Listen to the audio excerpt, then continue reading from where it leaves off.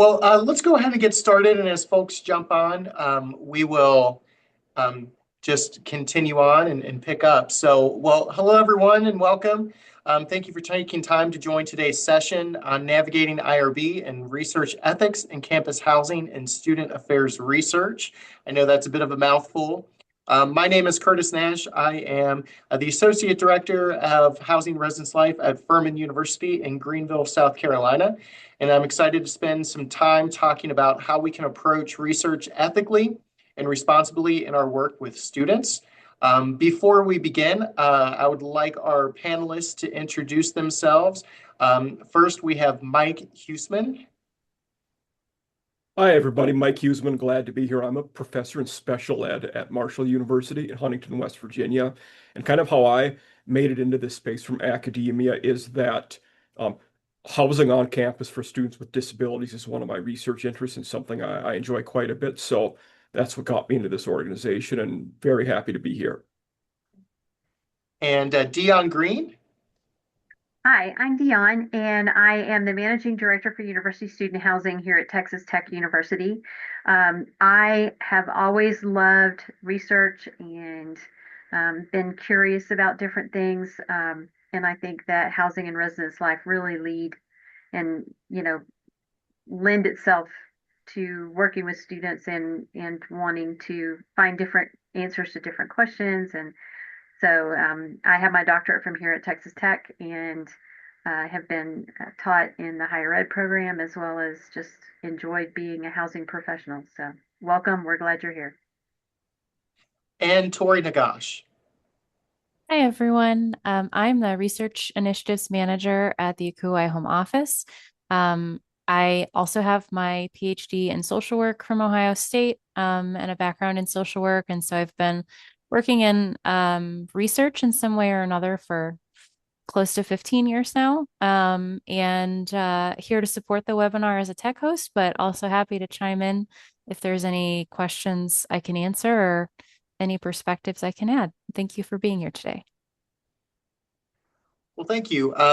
So by the end of this session, you'll be able to understand the core principles of ethical research and the purpose of IRBs, identify when IRB approval is needed, recognize strategies to protect participants' rights and privacy, and be able to apply ethical thinking to real-world student affairs research scenarios. Why this matters. Before we dive in, I want to frame why this topic is so important to our work. We are responsible for protecting participants, especially vulnerable student populations. Ethical practices build trust and credibility with our communities. We must follow institutional and federal regulations, and ultimately, ethical research leads to stronger, more reliable outcomes. So first, I want to give a prompt to Mike and Dion. I want to start with a quick reflection question. Why do you think ethics are particularly important in housing and student affairs research?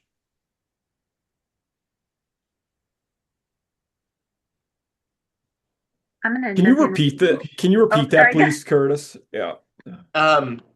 Yes. So first question here is why do you think ethics are particularly important in housing and student affairs research?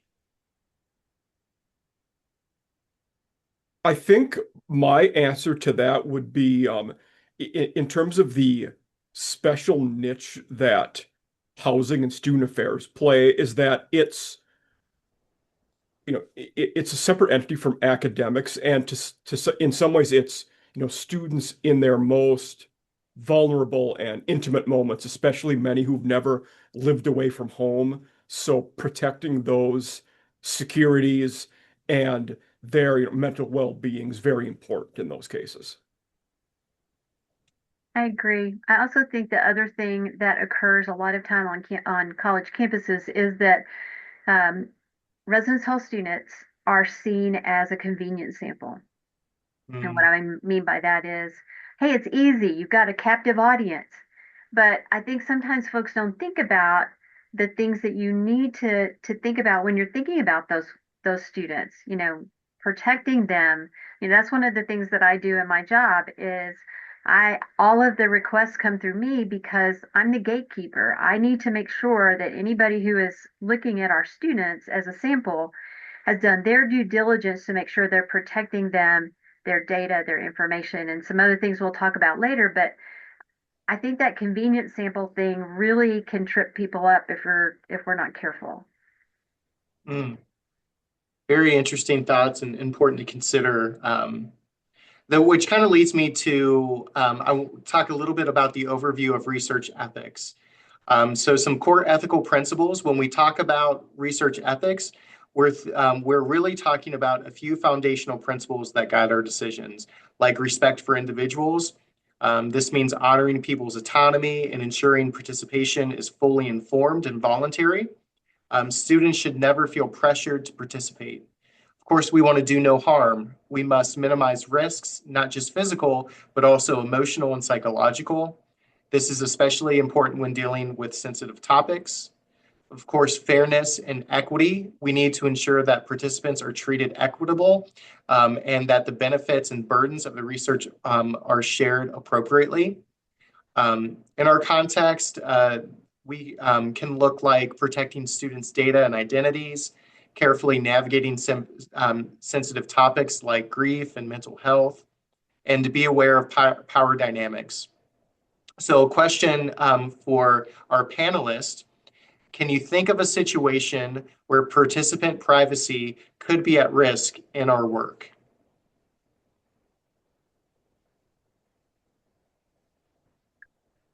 I think there's several. I think when you think of a residence hall student, and sometimes I'm very housing oriented, but I just think students in a student organization, in any of our processes, there are students who are providing information to people that it's about their lives. I work in a state that can be very intrusive into students' lives. And so I think when we're doing research on I think maybe trans students in particular, or some other, students, different populations. You have to be very vigilant and make sure that we're protecting those students and that we're not divulging any information. We're learning the things we need to learn about them so that we can write and produce the research that we need to produce. But we have to be vigilant about making sure that we're not doing anything that causes them further harm. I think about a lot of our students who have gone through the Title IX process. These days we're also into the Title VI process where a student might have some sort of something that occurs with them from a national origin or their other belief systems. And so it's just making sure that we're smart and we're thinking through and we're really dedicated to making sure we look at the whole picture and how the whole picture impacts that student. Um, that's just my perspective.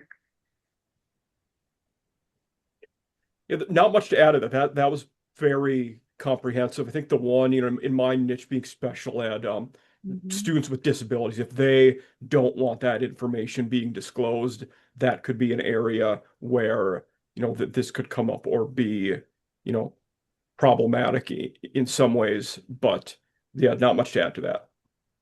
I think our students who are autistic and on the spectrum, I think those students we have here at Tech, we have a center. And I always think about people are always wanting to do research on those students. And I always think, yeah, that's great, but what are we doing to make sure we're protecting them? Because they may not want to divulge certain information. And so Yeah.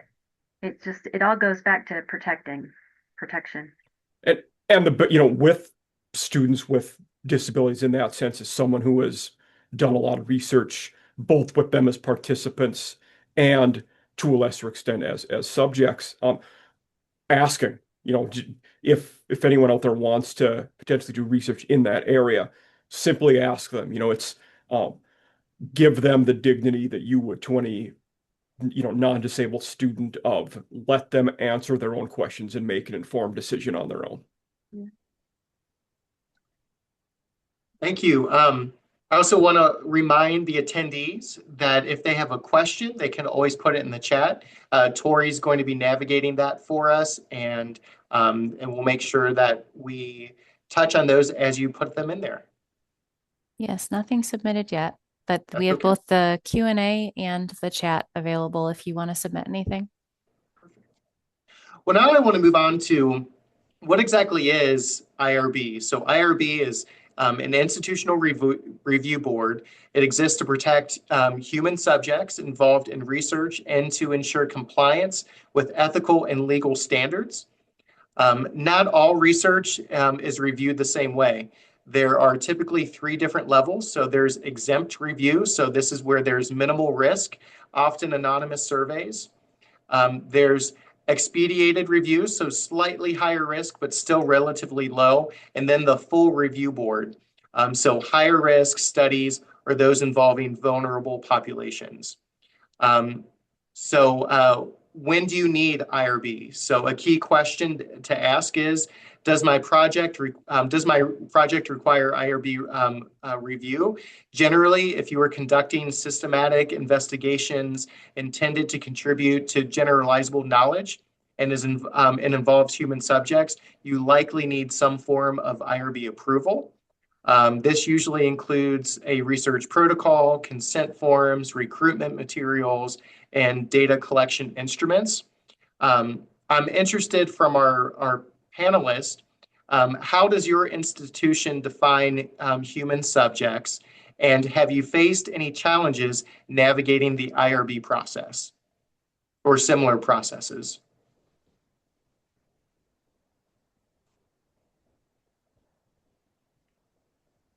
I can answer both of those to some extent. So the human subject is not defined the same by everyone, but at Marshall and previously, when I was in my PhD program at South Carolina, the general, thought process and way that it was, kind of portrayed and manifested is that it's not a human subject per se, but um, it's it was considered not a human subject if you were doing a programmatic review looking at data that is already public or something where you're not engaging with actual people.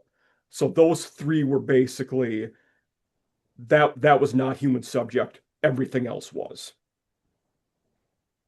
And then what was the second part of that? Yeah, have you faced any challenges navigating the IRB process? Uh, so two that come, one of them that comes up, this is almost whenever I'm teaching classes, and this comes up with whether they be master's students or undergrad, usually masters if we're doing IRB stuff, but a lot of them assume if it's exempt or going to be exempt that, oh, I don't need to submit it then because it's exempt. Well, no, you need to submit. You need them to tell you it is exempt for it to be, official. So saying yes, go through the formal process, have them tell you it's exempt. That's a best practice way to do things. And one of the niche problems I've come across was in carrying over research that I was doing as a doc student to here and which university are you doing IRB through, and essentially both of them wanting to pass the buck to the other one so they didn't have to deal with it. Mm. Even though it was going to be exempt, it was a survey or interviews, nothing that was even remotely invasive. They didn't really want to do it. Yeah. I was looking at the information for tech, and I kind of, I don't remember. Of course, I did my doctorate many years ago, but I don't remember this, but I really like it. The page that comes up that has the IRB embedded in it is that it's the Human Research Protection Program, is what it's called. And then, right there in front, it says protecting human research participants through ethical review and oversight. So they're putting it out there. That's what it is. I also like the fact that it talks about success by numbers. So it talks about February 2026 highlights, submissions 144, assigned 124, Mhm. and approved 89. So I think it's always good to make sure that your institution has some sort of landing site for the IRB information. What I do remember about going through the IRB process is the time frame, and it takes time. It is a process, and it is something that you take seriously, and it's something that you provide as much clarity and concise information as possible with. Like, they don't want to hear your dissertation, they just want to know what's going to be impacted, who's going to be impacted, what type of things are you doing, and then also they're going to want to know, what does this look like down the road? And so there's a lot of thought that needs to go into it, but it's just, and I think some people see it as a hoop. Mm. When we're working on our doctorates, okay, you start here and you go here and you know, and it is a hoop that you have to jump through, but it's also something that I think can be a real part of your dissertation process or a research process. It's that thoughtful thinking ahead of time and planning ahead of time for what you're going to put on that form. And it's right there. So go get it. Make sure you've got all that information ready to go. When you get there, then you can just plop it in and know what your timeline is to get it finished, because you don't ever want your IRB process to hold you up in the other things that you're trying to get done. So that's just my thoughts on that. Can I add Yeah, something? Is that okay? please. Yeah. Um, I think it's interesting to note the makeup of IRBs. So, there's typically core staff who only work, their only job is to work in the IRB. But then there are specialists from other areas of campus, some faculty, and then others who serve on the IRB. Mhm. So, for example, someone from IT or the technical side who might review studies that have some type of component where there could be cybersecurity risks or things like that. Mm. So, to just consider that, it's each campus will be different, but it's a diverse group of people who will be potentially reviewing your work. So to make sure that it's understandable by someone who has no background in what you do, or what you're researching. Um, and yeah, I think just that to know that the IRB is there to protect the people that you're hoping to be part of your research. So their ultimate goal is that protection. And so having taught students who had no idea what IRBs were or anything about research ethics. I think I send them to read about why, why the IRBs were even formed in the first place, and about time in the United States and elsewhere where they didn't exist and what research looked like then, where there was really no oversight. So look at the Belmont report to read more in depth about some of the things, Curtis, you mentioned. Mhm. And some of the core values. But then, things like the Tuskegee study and, Milgram's experiments. And,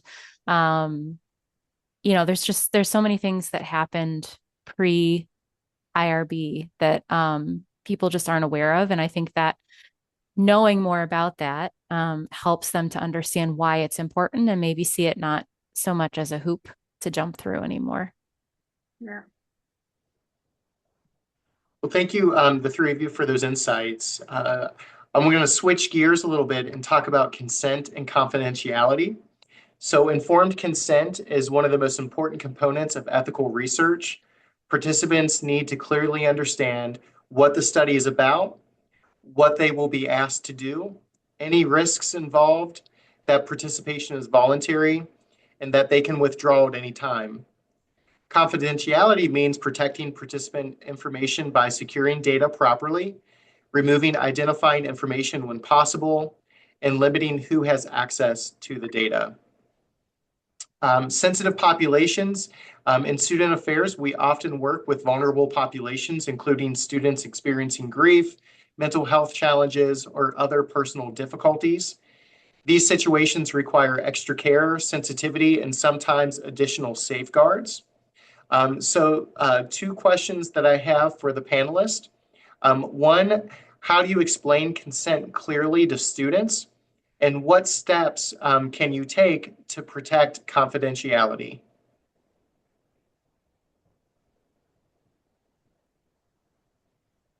Okay, for me with consent, I talk about it in the form of the three pillars, which you actually talked about all three of them quite well, Curtis, but information, comprehension, and voluntarism. So they have to be given all the facts and what risks are involved. That for comprehension, you need to make sure it's easy to understand, especially in my world of special ed. There's another layer of comprehension involved almost all the time. It has to be made very plain. And then voluntarism. And again, we understand that they have to be voluntary and participation should be, but again, with the nuance of the disabled community, well, you need to make sure it's voluntary and they don't just want to do it because it's going to make you happy, because that is more of a risk with that population, as it could be with any student in an academic setting.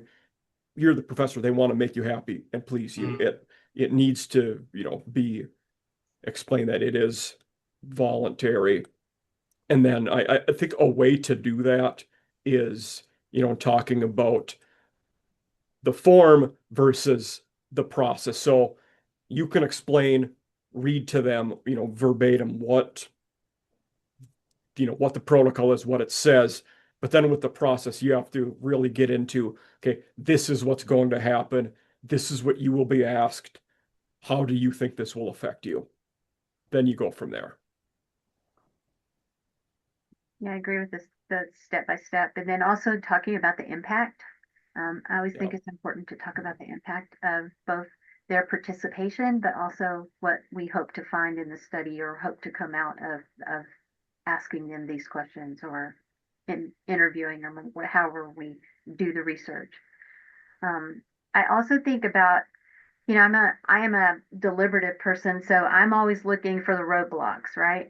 And I think when you try to protect confidentiality, you really have to sit down and look at your data sets and go, okay, how could someone, whether me or someone else, misuse this data? And then what safeguards can you put in to make sure that doesn't happen? And I think, a lot of times you're working with professors or you're working with faculty members. It's always good to ask those kinds of questions and say, I thought about this. Do you really think, do you think or you agree that this could be something that could be misused, or what do I need to do to mitigate that? And I think it's important too, like, I don't know about y'all, but I do a lot of surveying with staff and students. And I want them to know if I'm using a program that identifies their email address, I need to tell them. But I also need to tell them that I'm the only person that will see this. I'm the only person that is going to look at their information, and I'm going to make it aggregate. So I'm going to make a compilation of things, and they will not be identified. And so I think that confidentiality piece, sometimes you have to walk people through, yes, I'm going to see your email, but I'm not worried about who you are. I'm interested in what you have to say. And I think it's real important to differentiate there how that works. Yeah. That sounds very, both those things very important, and I think it really connects well to the next section of our discussion today about ethical challenges. So even with guidelines, real world research brings challenges.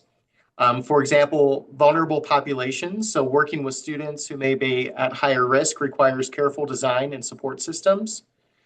You also all touched on power dynamics. For example, if an RA is conducting research with their residents, students may feel obligated to participate.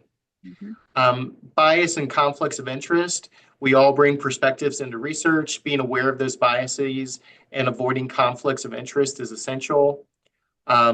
So question to the panelists, what ethical challenges have you encountered in your work? And how would you balance institutional goals with participant safety? I'm gonna talk about an interesting situation I got myself into.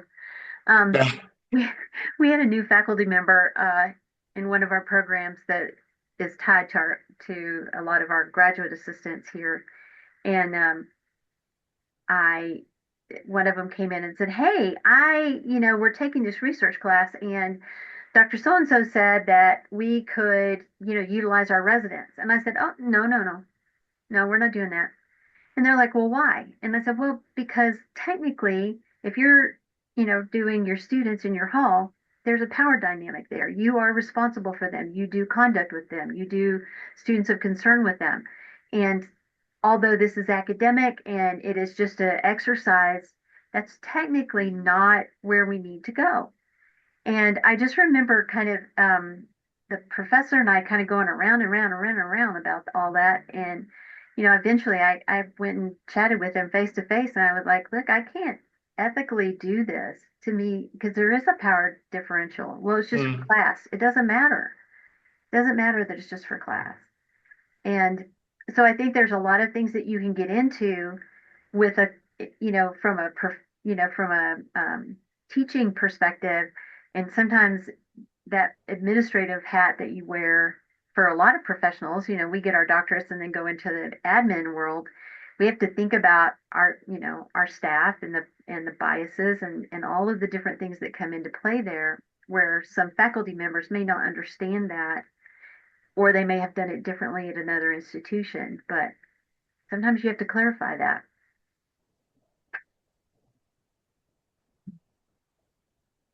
I think in terms of the balancing the institutional goals with participant safety, for me, that's not been, much of an issue. In the research I've done has largely been interview or survey based, which can be invasive sometimes, but minimal risk involved by and large.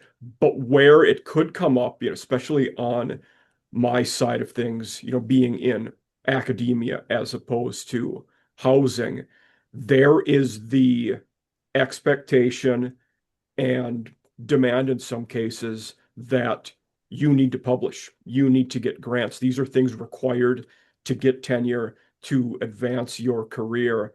And the university and the people signing off on that, they don't want to hear that, well, I couldn't do this research because of that Mhm. safety or those feelings. They want you to get it done. They expect things to be published. They expect grants to be coming in.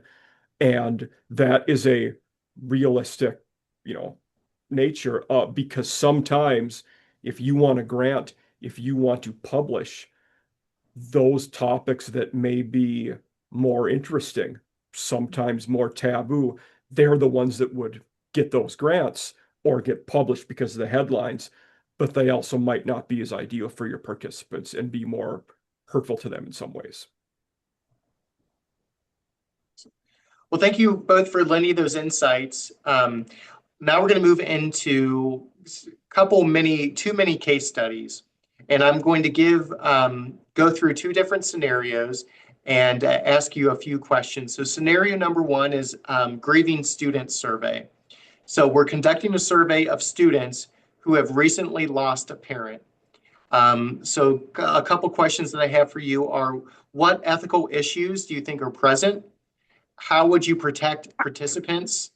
And what design challenges could reduce risk? Or I'm sorry, what design changes could reduce risk? So what ethical issues do you might see? How would you protect participants? And what design changes could reduce risk?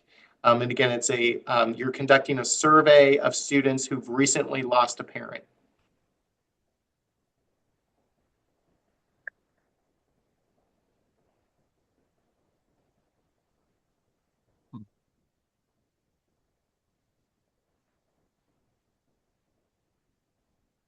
Mean, I think the overlying ethical consideration here would be just you're dealing with a person who is emotionally in a vulnerable state at that time. Losing a parent is for anybody is going to alter your emotional state at the time. So that's the one that is going to be ever present for anybody doing a project of that nature. my mind goes to, as we're engaging in a conversation with the students, making sure that they're aware of the different campus support resources Hmm. um, throughout their participation. I even thought about making sure that because my degree is not in counseling, um, and so I would want maybe to reach out to one of my counseling friends over at Student Counseling Center and say, "Hey, I'm doing this research. Would you be interested in joining?" So that I have a professional, and it doesn't have to be, an LPC or whatever, but someone within that realm that could be there to kind of navigate when maybe there's something that occurs that I can't, I don't know necessarily how to handle. I think it's really good to have a professional in that area where you can kind of rely on them to assist and think of things that you don't think of, maybe. Mm. Um, Yeah, that's a great. We all work at universities that have a lot of knowledge and expertise in areas that we don't. So yes, thinking about on your campus, who can you partner with, who has those expertise. That's great. there are Um, lots of resources too. the last kind of mini case study here is, I think, one that's very common in housing and residence life. So, an anonymous satisfaction survey about the residential housing experience. So, is it truly anonymous? And what data might intentionally identify students? That email, The email address? that email address is typically going to be on. I mean, I think about SurveyMonkey, I think about EBI, I think about a bunch of the other platforms that we use. That email typically will come in. Microsoft Forms typically comes with it. Mhm. Ideally, in that situation, a way to minimize that would be to have the responses go to someone like me who's Yeah. interested in the research but not affiliated with your housing unit at your university. And then there would be ways I could make it so you got every piece of that info, but without the names or any identifying characteristics. As someone Now, who, it's I, yeah, I'm saying that's it's not a perfect world. We can't do that in all places. It's yeah. not always possible to get someone from another unit or department on campus, but that would be a best case scenario, probably. As someone who does these types of satisfaction surveys a lot, Yeah. for events and things, we use Qualtrics. I can say that there are features and settings that you can enable that do block the collection of certain identifying things, such as IP address.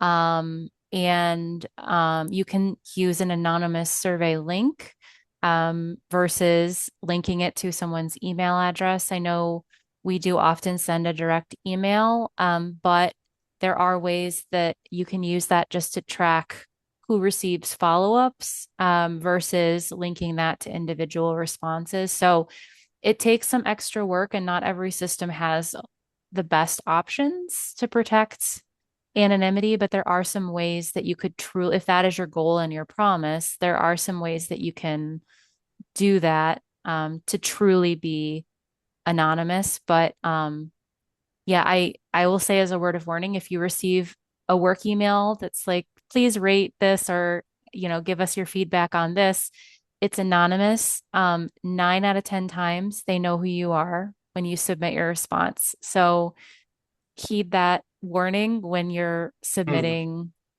your honest feedback. But even when you were talking before we started recording, Tori, we have one Rutgers, Kansas State. It's like I know who these people are. They Yeah. were, they're we have the Yes. research meetings. Yeah. Yeah, Well, that's a great point. So when you send out a survey and you ask maybe some demographic information of your students, well, what sex are you? And then if it's a residence hall, which building do you live in? yeah. And they say that they're male and they live in President's Hall. Well, there's only one male floor in President's Hall, so I know your floor. And then you ask more information about what's your program of study, and you've narrowed it down even more. And then maybe you ask age, and now even more. So, um, how anonymous are they, and how can you protect student data? We did get, Yeah. so as a grad student, I was working with faculty and we were doing research where we needed to know their geographic location because we were focusing on specific neighborhoods within a city. And so our way to get around this was to still collect it, but to have it in a separate survey so that it was essentially not linked to their individual response. So we still, and so perhaps with demographic data, if there's a way to have to link to another form to complete so that it's stored separately, that would be a way to still collect so you know who completed it, but you can't link directly back to the individual response. So that could be a way to potentially get that, like, I know that this person in this hall did it, but I don't know which response is theirs. And so, it would be helpful in the sense that you know who's in the mix of responses, but not which directly relates to them. I think the institutional research folks are extremely helpful with that too. I think, if you're wanting to have certain parameters or factors or however you want to set up your study, if if you'll spend some time with those folks, they can help you figure out how to set it up so that it might be able to be a little bit more anonymous, or it might they could filter it for you if they have someone that does those kinds of things. So I think it's always good to ask the question.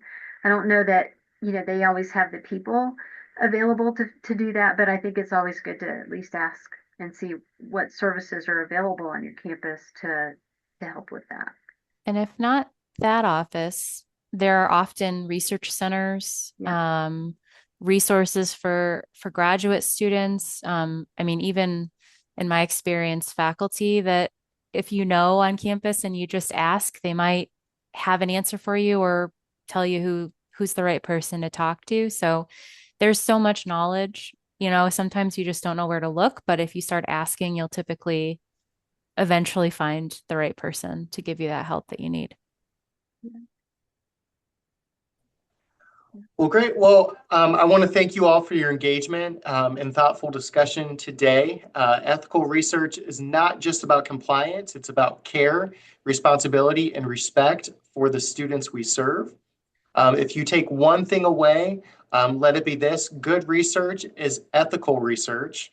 Again, a special thank you to Dion, Mike, and Tori. I appreciate your time today and coming in to share your expertise with the attendees.